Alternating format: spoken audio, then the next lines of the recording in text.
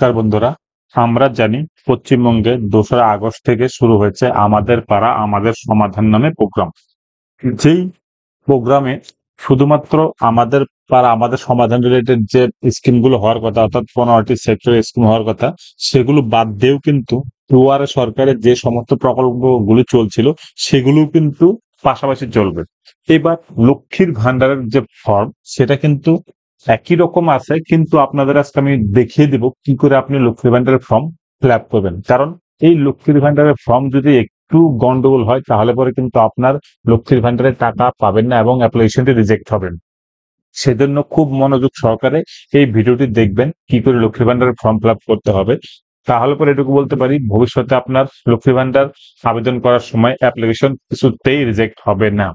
তার আগে বলে রাখি, চ্যানেলটিতে নতুন হলে অবশ্যই চ্যানেলটিকে সাবস্ক্রাইব করবেন এবং ভালো লাগলে লাইক কমেন্ট শেয়ার করতে একদম ভুলবেন না।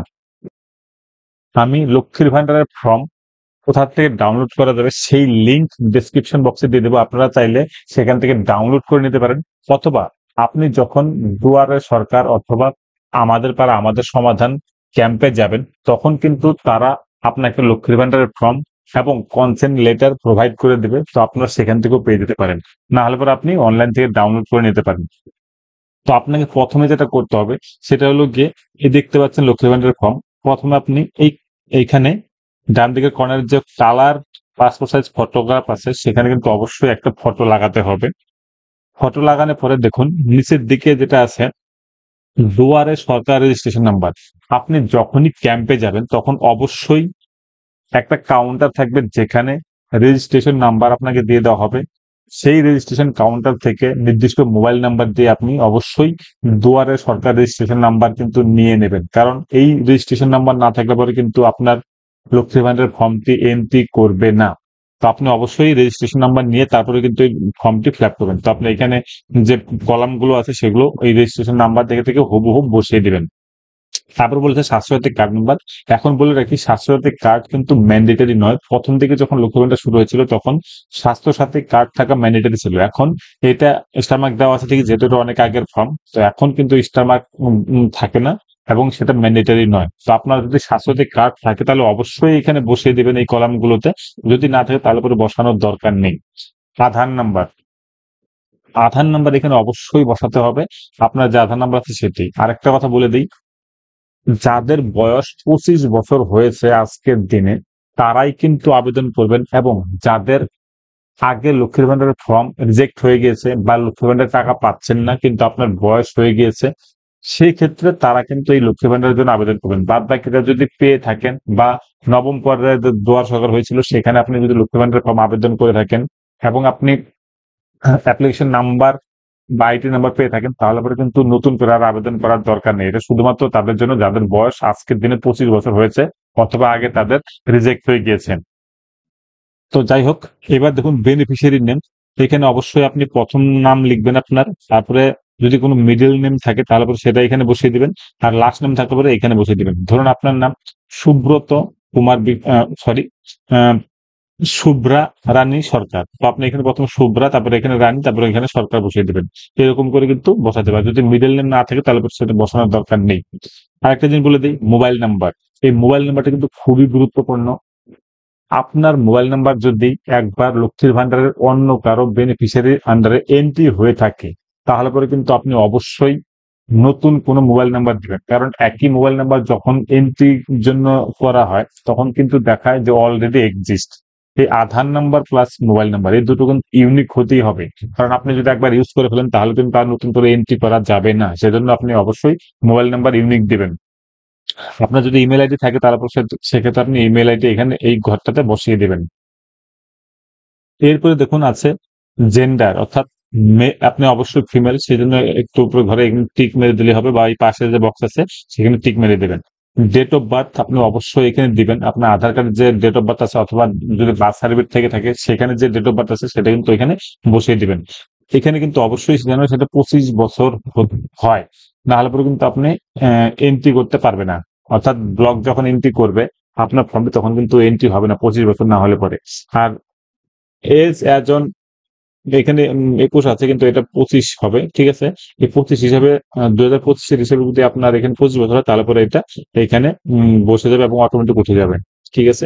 তারপরে বলেছে ফাদার্স নেম। আপনাদের বলে রাখি, আমরা যখন দেখেছি যে লক্ষ্মী ভান্ডারের ফর্ম এন্ট্রি হচ্ছে, তখন প্রচুর গন্ডগোল হয় এই তিনটা জিনিসের ক্ষেত্রে, অর্থাৎ ফাদার্স নেম, মাদার্স নেম এবং স্পাউস নেম। কারণ অনেকেই কিন্তু স্পাউস নেমটা দেয় না, ফাঁকা রেখে দেয়, ঠিক আছে চলে, কিন্তু বাবার নাম মায়ের নাম কিন্তু ম্যান্ডেটরি আপনার লাগবেই। সেজন্য অবশ্যই বাবার নাম এখানে বসিয়ে দেবেন, মিডল নেম থাকলে সেখানে দিবেন, আর লাস্ট নেম অর্থাৎ পদবি যেটা আছে সেটা বসিয়ে দিবেন। মায়ের নামও সেম ভাবে বসাবেন। বরের নাম অর্থাৎ স্বামীর নাম কিন্তু অবশ্যই এখানে দিয়ে দিবেন যদি থাকে, আর যদি না থাকে তাহলে পুরো বসানোর দরকার নেই।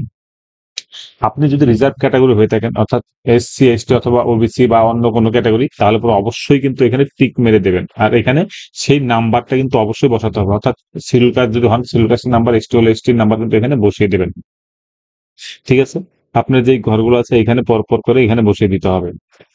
আর নিচে আছে ম্যারিটাল স্ট্যাটাস, অর্থাৎ আপনি যদি বিবাহিত হন তাহলে পরে অবশ্যই ম্যারিডে ক্লিক করবেন, না হলে পরে আনম্যারিডে ক্লিক করবেন। বা আপনি যদি উইডো হন অর্থাৎ বিধবা যদি হয়ে থাকেন তাহলে এখানে করবেন, বা আপনি পৃথক হয়ে গিয়েছেন স্বামীর থেকে কিন্তু লক্ষ্মী ভান্ডার পাচ্ছেন না, তাহলে পরে এই ঘরটাতে ক্লিক করবেন। এরপরে দেখুন যেটা আছে, এটাও ভাইটাল কন্ট্যাক্ট ডিটেলস।